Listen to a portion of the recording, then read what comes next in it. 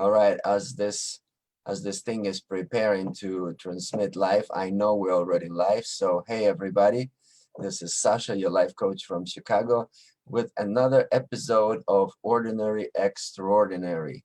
And today we're talking with a cool person I know, and I met him I don't know, about 7 years ago, I think, or even more now. And Yeah. again, yeah, about 7, right? And we have been friends ever since. You know, he was this guy who supported me when I was uncertain and offered me actually a new way of life, for which I'm eternally grateful to him and whoever came before him who introduced him to that way of life. So, you know, like, we spread the knowledge one person at a time, and he is now actively participating in the acts of transformation of many people in the world, but I will let him speak for himself. So let me switch to Zoom so I could see what's going on. And we'll hear George Donald Miller talk about his own life. Hey, George. How are ya? Hey, Sasha. How you doing? I'm doing well. Thank you for having me on. No problem. So as usually, I ask people, like, who are you, man? And what do you do in life? Okay. Well, so I'm a coach, life coach, career coach, public speaker. I work with an organization called the Right Foundation for the realization of human potential. And what I do is I help people come up with meaningful solutions to whatever it is that they're working on. A lot of times people start off with career stuff and then it'll get into relationships. And Sasha, by the way, I wanted to say, if there's any kind of delay or something, I'm actually at a hospital visiting a friend right now. So just know that that's what's happening. And Sure. I should be back on quickly if anything drops. Okay, cool. Well, now it's the screen is on me. I'm trying to work so there will be no jumps in the screen view. Okay. So now you got to be that, right? What you just described, that you are overnight, or would you mind, like, just backtrack those breadcrumbs that led you to be who you are? Yeah. So, okay. Well, I'll go way back. All right. So I'm from a family where one of the rules in our family was if you don't have something to say, don't say it at all. Hmm. And I'm the youngest. And so I was indoctrinated into being a people pleaser. And, you know, and that had a lot to do with my lifestyle. And I got into music and got into art and traveling around. And I actually made most of my money in my 20s through a furniture moving company. But I had this really fun lifestyle. You know, it was good, but it wasn't satisfying. And I got into yoga and meditation and personal growth work as a way, you know, seeking for meaning. But it wasn't what I wanted. And I even got to the point where I remember my next step was that I was going to go to the Himalayas to find some guru or something to, you know, help me find a purpose. Or I don't think I used that word back then, but something like that. And that was about the time then that I found the Right Foundation. And during that training, I saw a lot of the personal growth stuff that I've been working with, but in a way that I was able to implement it into day-to-day life that I hadn't seen before. Mm.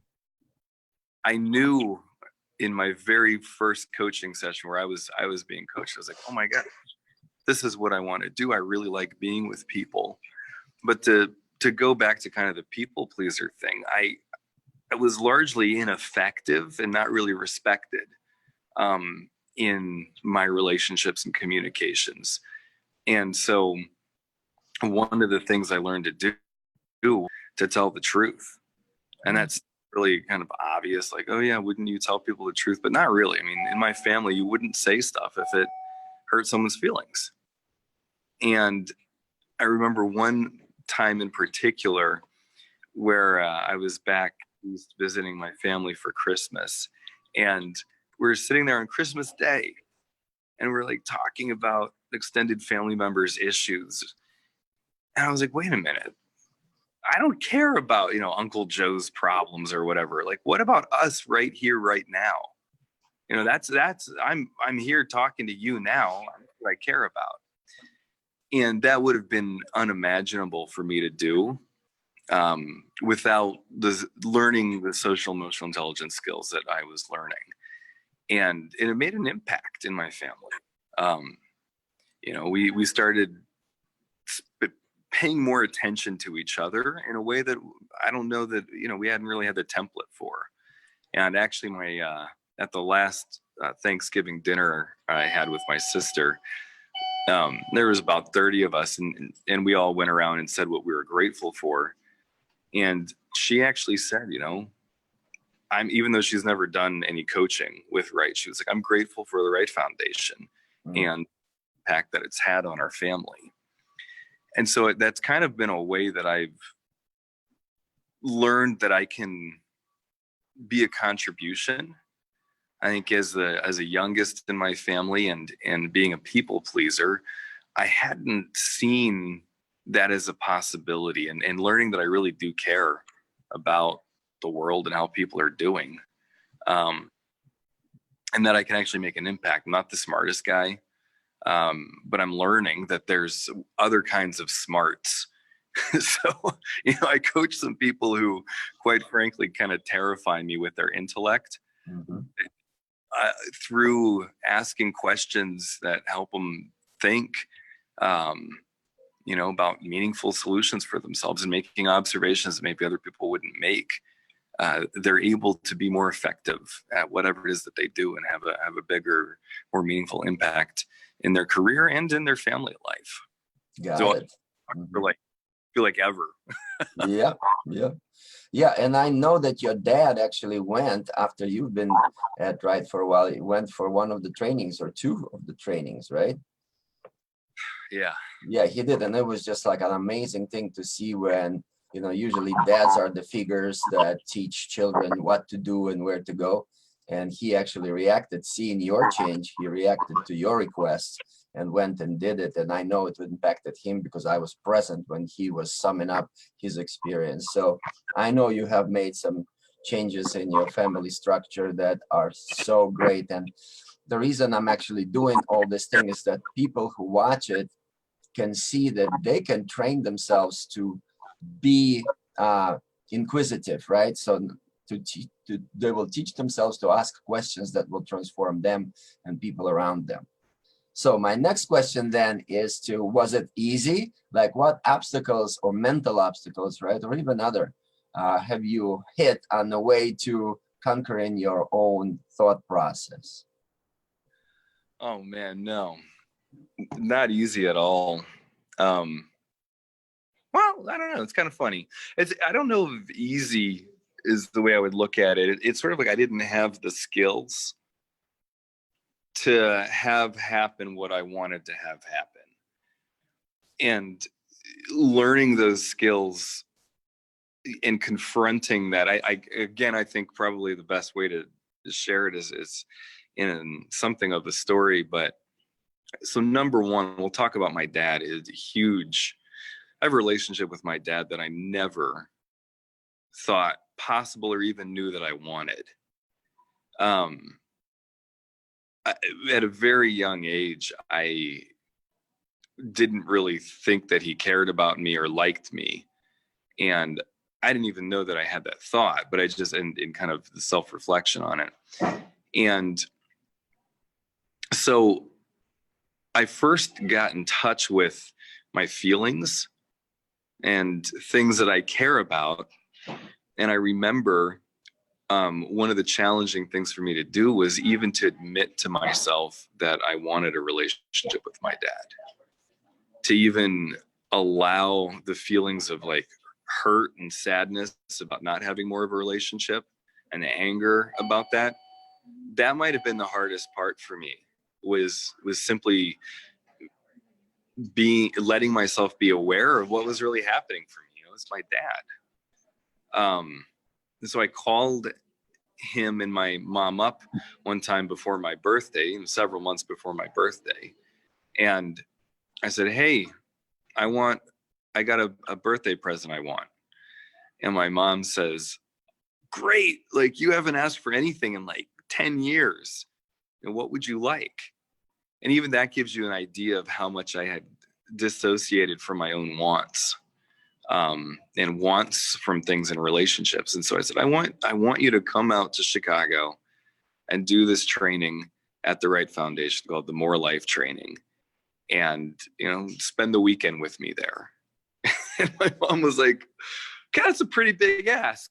And okay, we'll do that. We'll do that. So they came out, and I remember my dad, it was such a delight to see so many light bulbs going off for him, and to see him kind of like waking up and seeming more alive. You got to know, my dad is from Mennonite background, Mennonite Amish community, like not really known for being emotional. So, and then to see him get into his emotions, honestly, and share not just cognitive analytical stuff. He's really smart, so he's good at the analytical stuff. But to like get into his heart, it's really, really meaningful to me. And so in a way it was easy. Like, it was easier than I thought it was. It's like removing blocks to a river that just wants to flow.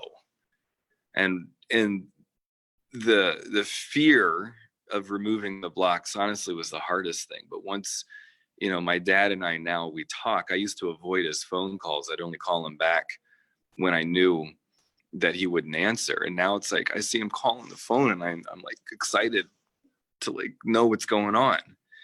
So a complete 180 in our relationship. And then, you know, and then that has the impacts in our family. You know, we'll talk before I go visit, we'll talk about what he wants for that holiday celebration, what I want, how we're going to make that happen. We just didn't do that kind of thing before. Awesome. So what I'm hearing here is, I think one thing I got for myself when you were talking is that the obstacles that by definition is something hard turned out to be for you is much easier once you remove the block of fear or went through it. And then you discovered something you didn't even know you wanted. This is really cool. And I think that's, for me, really, like, I noticed that every time I do go through that imaginary future that is terrible, if I do this thing, I discover totally different future that is amazing and fulfilling. And like, you see, our conversation now went to you and your dad, and this is so important because I have the same problem with my dad. He is just like, ooh, so many things I cannot talk about him behind his back, but it's like, it's a relationship that I want to improve, and it's my job now, right, to open up. And you see, as soon as you opened up, boom, you know, he responded, even though it was a big ask. I just can imagine my dad said, hey, can you come to, like, he's in Chicago, like, can you come to New York, you know, for 3 days? And he's got a different family, so that would be like a scary thing to ask. So I'm glad that you did that. And the next question I want to ask you is, today, what makes your heart sing?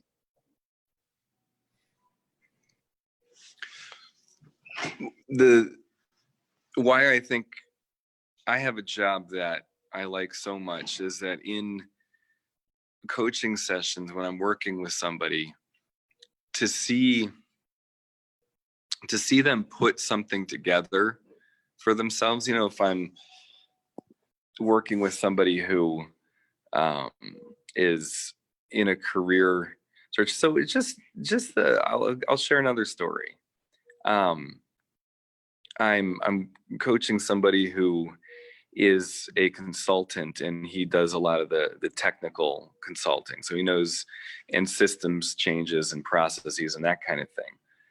And to see him put together that, for him to really adjust the company and have more of an impact on the company, that he's going to need to get into business development and sales, and that he needs to learn a whole new skill set around social emotional intelligence, how to make meaningful impact with another person. And to see when he started coaching with me, he knew that he needed more skills in social emotional intelligence, but he didn't see that it was possible. And actually, for him to even start coaching was a big risk, just to allow himself to see that that might be a possibility. And so to see in our conversations where he's like, wait, so I'm talking to you right now and I'm making an impact and I can see his like lights come on. I can see tears come into his eyes as he's starting to process that he matters, that his emotions matter, and that they actually help him influence more, and they help people understand him, not just the cognitive stuff. He's got all that figured out, but from this like heart space to another human being. And to watch him step into territory that he wanted, he had the desire for it, but he didn't really think he could do it. That right there, that makes my heart sing. When somebody turns on and can see possibilities for themselves and see themselves doing things that they didn't think were possible, that right there. Got it. And for me personally too, I mean, one part of the journey that I'm on with people I'm coaching is that it's the same thing for me. Mm-hmm. Things that I didn't know how to do. I'm writing papers. I'm in grad school. I never planned on going to grad school. Like, getting out of school was like, you know, I thought that was one of the best things I ever did in my life. I don't got to worry about that anymore. But to actually be learning how to write in a way that communicates people, I think Awesome. Makes Hey, me hard. you were breaking up just at the end over there, so Okay. I think I could hear you now. And the last question, and thank you very much for, I mean, you're touching my heart right now for sure. But one thing that we usually don't do, I know we don't do as coaches, is giving advice unless, you know, our clients ask us. But what would you suggest to people who watch or who have watched all the way to here, right? What would you suggest to them if they are now in the moment of hesitation or going through some kind of hardship or like desperate or depressed? Like, is there anything in your, say, bag of tricks or your own experiences that you can suggest and that worked for you that you could suggest for them?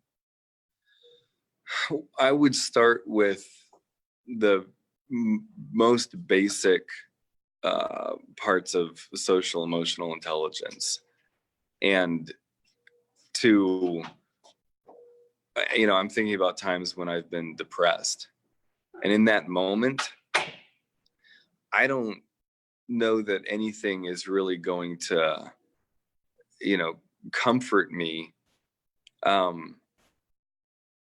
If there's something that does, it's been to not beat myself up for it, to not say, oh, you know, I'm so stupid because I'm feeling this way. And I think, you know, or if somebody who's listening is facing a challenge or they're not sure about a decision to make, you know, I'd go to the same place of pay attention to what you're feeling and let yourself celebrate the feeling. You know, our feelings inform a great deal. We think that we need to just be more logical to have better lives. Well, it's not true. It's not actually how we make decisions. When we're first formed, we start in our hearts, and it's actually goes up the spinal column and builds in all of the brain cells and all of that. It actually starts here. So it's a whole system. We're not just walking heads. We're literally the whole body. And so to pay attention to it, you know, that doesn't mean indulging in it, just doing nothing, acting hopeless, but being kind to oneself and one's emotions. And maybe, ooh, actually, this might be a great little trick. So our brains are not developed apparently to hear ourselves speak to ourselves. So if I look in the mirror and I say, you got this, you can do this, I actually hear that more than if I say to myself, I got this. We haven't, for wherever we're at in evolution, we haven't gone there yet. And so speaking to oneself in the third person actually is good. And you could try doing that. So play with it. I think Yeah. play with it. That's it, Sasha. I'm Yeah. gonna say play No, with it, experiment, do something different. absolutely. Yeah. There you go. I mean, this is plenty. This is already cool. Like, I didn't know that trick, I always saw it in the movies, like, hey, you got it, man, blah, blah, blah. But that's actually there's an explanation for it. Yeah. There's actually meaning to it. Yeah. If I say Mm-hmm. it doesn't register for me. It just probably stays on that same side of the street. It doesn't cross over to the actual action. All right, man. Well, George Donald, thank you very much for coming and taking your time out of your schedule to be here. And I really want people to get what I got from it. And it will be sitting on the Facebook for a little bit. I'll put it on YouTube. So you guys come, subscribe, and watch it again, especially the last part where in the time of hesitation or doubt, you can just get real advice from real people, ordinary people who are doing extraordinary things. So thanks again, GD, for coming. Enjoy your day. One more thing. Just because like, hey, Dad, you may see this. So thank you so much for all the work that you've done in getting closer to me. And if you see this, thinking of you. All right. All right. Thank you. Thank you. Thank you, Sasha. All right, man. Have a good one. Right, Bye, too. everybody. Bye-bye.